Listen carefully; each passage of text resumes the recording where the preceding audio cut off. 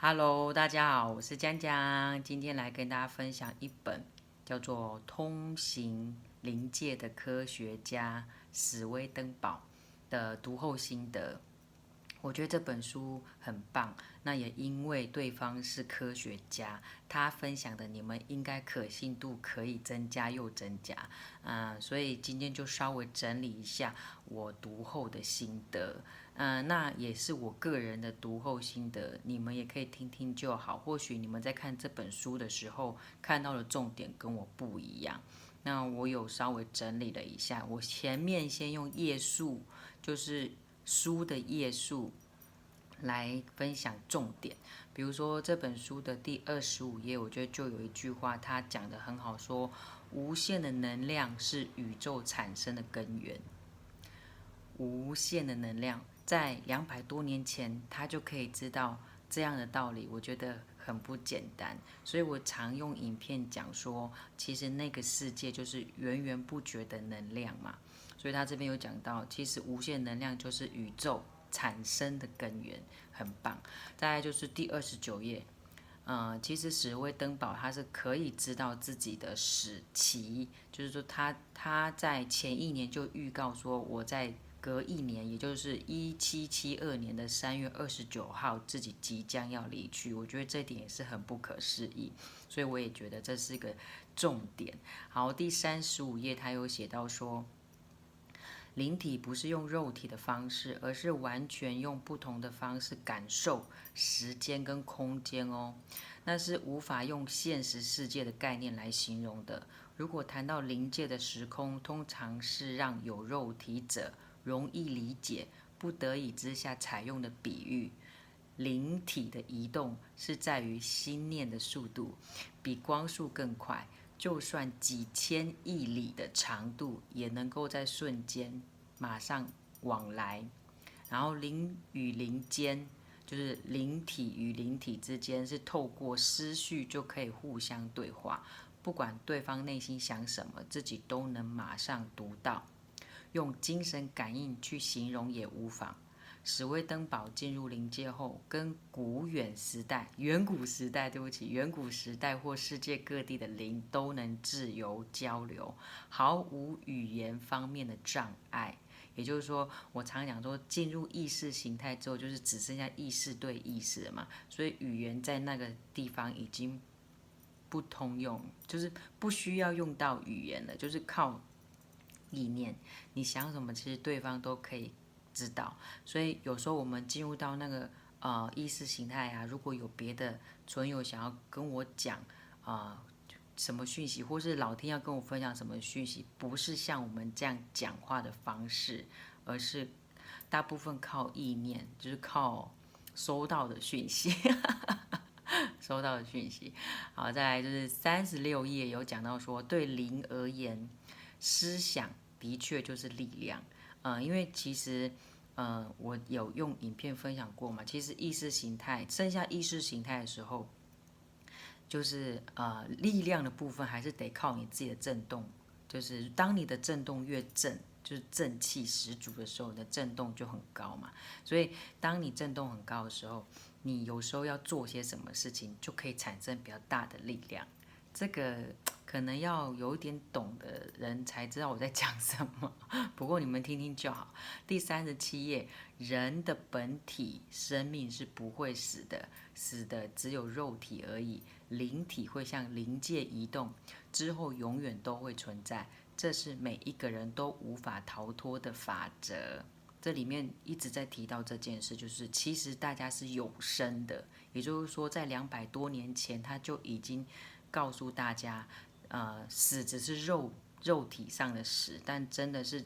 死掉之后是去了永生的地方。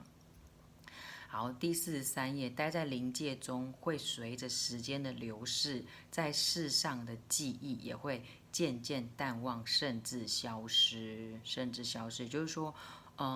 刚过世没多久的灵呢，可能还保有比如人形或者是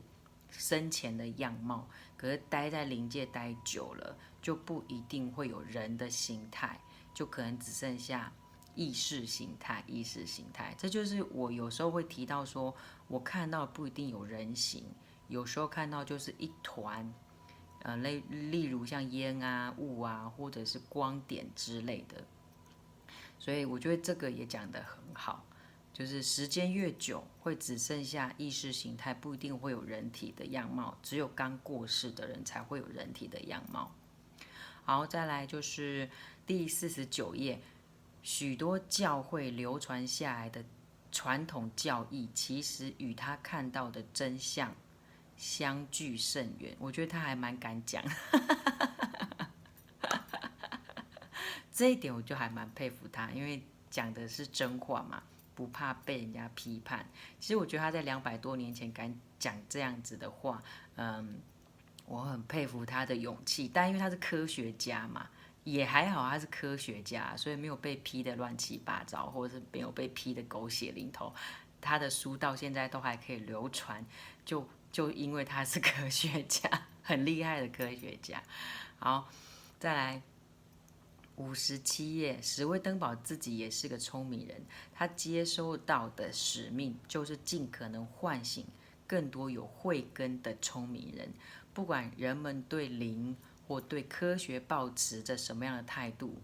慈爱的神都爱着他们，也都希望大家都能进入天堂。他其实这本书一直在告诉我们这一个重点，就是不